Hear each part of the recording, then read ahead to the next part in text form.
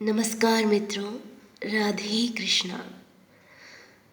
अब आपको लगने लगा है कि आपके जीवन में जो भी समस्याएं कभी कभी आती हैं वो भगवान कब दूर कर देते हैं आपको पता भी नहीं चलने देते। और इसलिए ऐसा होता है क्योंकि आपका विश्वास अब आप एक पल के लिए भी टूटने नहीं देते। दुख में सुख में हमेशा भगवान से जुड़े रहने का प्रयास आप करते हैं, विश्वास अपना मजबूत रखते हैं। इसलिए जो विषम परिस्थितियां बनती हैं वो धीरे धीरे कब दूर हो जाती हैं। अब आपका विश्वास बढ़ने लगा है क्योंकि आप हैं ही इतने अच्छे। ऐसा ही विश्वास हमेशा आगे भी बनाए रखिएगा। ओम नमो भगवते वासुदेवाय। मित्रों, सूर्योदय में तिथि होने के अनुसार रविवार 21 जनवरी 2024 को हम पुत्रदा एकादशी, पौष मास की पुत्रदा एकादशी का व्रत रख रहे हैं।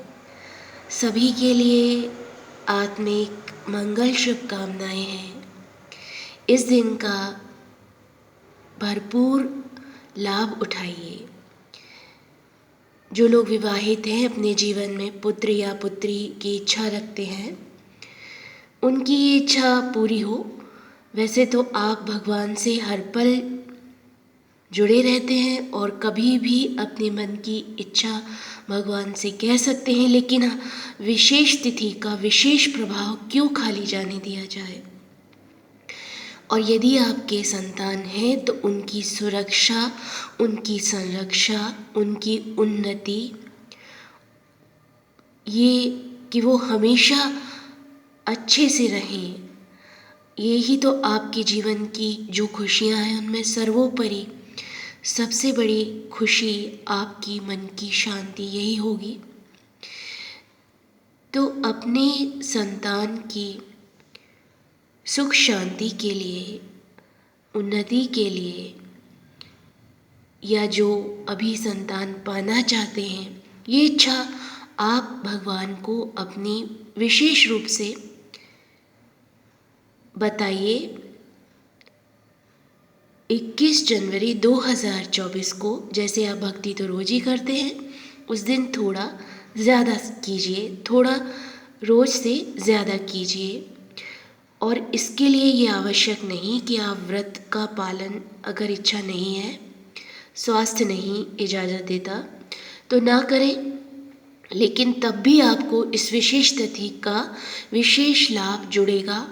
आप मन से बैठे बैठे, सर्दी बहुत लग रही है तो बिस्तर में बैठे बैठे बस ज़्यादा से ज़्यादा कुछ समय ज़्यादा निकालिए, रात्रि में, दिन में, सुबह, जब आपको समय मिलता है। और कथा, केवल कथा का स्मरण करने से, कई बार आपने सुनी होगी, थोड़ा 2-3 मिनट और ध्यान लगाने से इस दिन आपके साथ ये लाभ अवश्य जुड़ेगा। श्री सीताराम जी की, विष्णु भगवान की, लक्ष्मी माँ की कृपा आप पर ज़रूर होगी। तो विशेष तिथि का विशेष लाभ लीजिए, छोटी सी कथा का बड़ा सा लाभ लीजिए। इस पवित्र भावना से हम आज एक बार पुनः कथा का स्मरण करते हैं। मित्रों, रविवार को आप व्रत रखेंगे, पारण कर लीजिएगा। सोमवार को सुबह 7:15 से 9:30 बजे के लगभग तक आप व्रत खोल लीजिएगा। श्री कृष्ण सुना रहे हैं कथा पांडवों को, महाराजा युधिष्ठिर को।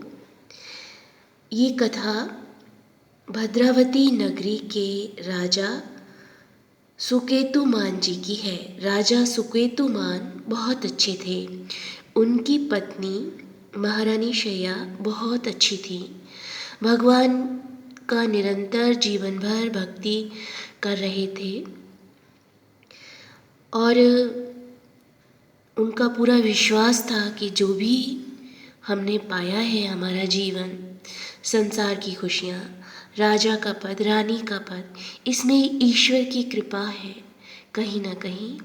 और ईश्वर ही हमें सद्बुद्धि देते हैं कि हम अच्छे मार्ग पर सदा चलने का प्रयास करते हैं और उसके प्रतिफल हमारे सामने सुख बन के, खुशियाँ बन के आते रहते हैं।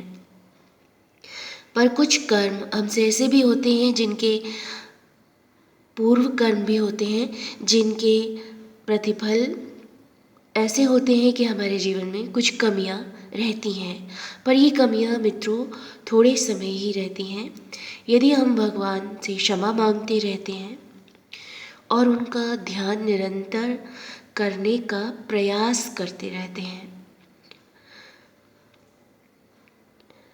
राजा सुकेतुमान अपनी प्रजा का भी बहुत ख्याल रखते थे।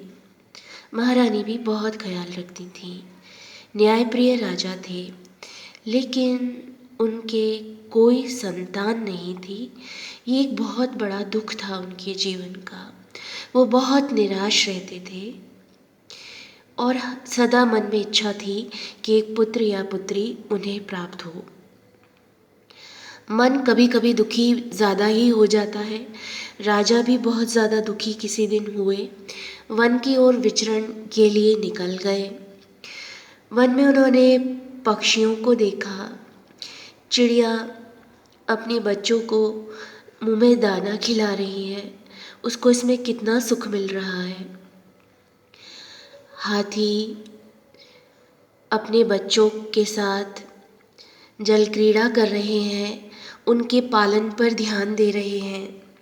उनको बहुत सुख मिल रहा था ये सब देखकर, और वो अकेले में जाकर सोचने लगे। वन के और वातावरण को भी देखे, छोटे छोटे पौधे हैं बड़े बड़े पेड़ों के पास। ये सब वातावरण देख के उन्हें लगा कि मेरे संतान क्यों नहीं है, जाने किस कर्म का प्रतिफल मैं भोग रहा हूँ। वहाँ आश्रम में ऋषि मुनियों के पास पहुँचे। ऋषि मुनियों को हम प्रणाम करते हैं। ऋषि मुनियों से ही हमें बहुत ज्ञान मिलता है, क्योंकि वो सदा बहुत ज़्यादा हर पल ईश्वर के ध्यान में रहते हैं। ऋषि मुनियों ने उन्हें बताया कि राजन, आप पौष मास की पुत्रदा एकादशी के दिन विष्णु भगवान की, लक्ष्मी माँ की, लड्डू गोपाल जी की बहुत ज़्यादा भक्ति कीजिए, जिससे विष्णु भगवान प्रसन्न हो और आपको संतान प्राप्ति होगी, ऐसा विश्वास भी मन में सदा बनाए रखिए। ऐसा ही हुआ। कुछ समय बाद जब राजा निरंतर विष्णु भगवान की भक्ति करते रहे, पवित्र एकादशी भी इसे कहते हैं, पुत्रदा एकादशी के दिन, पौष मास की पुत्रदा एकादशी के दिन, उन्होंने, जैसा उन्हें ऋषि मुनियों ने बताया था, विष्णु भगवान के लिए व्रत किया, बहुत भक्ति की, रात्रि जागरण किया। मित्रों, वो उस समय की बात थी। आज के परिवर्तन ईश्वर समझते हैं कि हम किन परिस्थितियों में हैं, इसलिए ऐसा विचार कभी नहीं किया कीजिए कि बहुत विधि विधान से आप व्रत नहीं कर पाते हैं तो ये शून्य हो जाएगा। ऐसा नहीं है।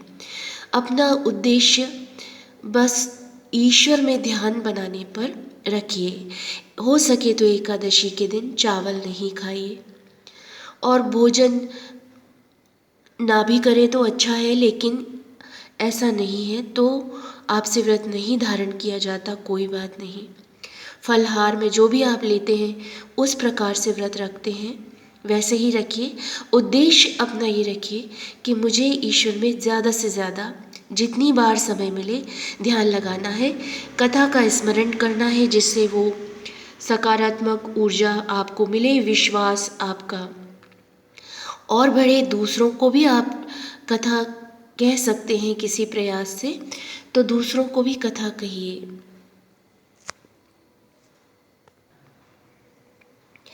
मित्रों, इस प्रकार से जब विष्णु भगवान की कृपा हुई महारानी शैया और राजा सुकेतुमान पे, तो वो इस प्रकार जो उन्होंने निष्काम भाव से भक्ति सदा ही की थी जीवन में, लेकिन अब विशेष तिथि पर विशेष प्रकार से की, तो उन्हें संतान सुख मिला। बहुत सुंदर स्वस्थ संतान उन्हें प्राप्त हुई और वो बहुत प्रसन्न हुए। जीवन में उन्होंने बहुत सुख पाया, लेकिन ईश्वर की भक्ति कभी नहीं छोड़ी। समझना हमें यही है, जब राजा सुकेतुमान के जीवन में थोड़ी कमी थी, एक बड़ी कमी थी, बहुत सुख थे, वो राजा के पद पर थे, तब भी मतलब दुख में भी, और जब उन्हें संतान प्राप्त हो गई, पूरे सुख मिल गए, तब भी उन्होंने भगवान की भक्ति सदा अपनी बनाए रखी, विश्वास सदा बनाए रखा और उन्हें खुशियाँ मिली। आप भी हम भी यही मन बना के हमेशा रहें, ऐसी ही मेरी प्रार्थना है कि दुख हो, सुख हो, संकट की परिस्थितियाँ हों, पूर्ण रूप से दूर होंगी, ऐसा विश्वास हर पल बनाए रखिए। आप सभी को मंगल शुभकामनाएं हैं। आप भी भगवान से अपनी दिल की बात ज़रूर कहिएगा। पुत्रदा एकादशी के दिन अपने बच्चों की सुरक्षा, संरक्षा, उनकी उन्नति के लिए वो सदा अच्छी रहें, इसके लिए बहुत प्रार्थना कीजिएगा। जैसे भी आपको गौ माता को रोटी दीजिएगा, दूसरे दिन एकादशी के दिन भी कुछ आप उन्हें आहार दे सकते हैं। छोटे छोटे वत्स जो बछड़े होते हैं उन्हें भोजन दे सकते हैं। इस तरह से आप बहुत प्रकार से, वो तो आप करते ही हैं, परिस्थिति को खाली नहीं जाने दीजिएगा, यही प्रार्थना है। बहुत सारी शुभकामनाएं हैं। ओम नमो भगवते वासुदेवाय। भगवान सदा दिल में बसा के रखिए। कृष्णाय वासुदेवाय हरे परमात्मने प्रणतः क्लेशनाशाय गोविंदाय नमः।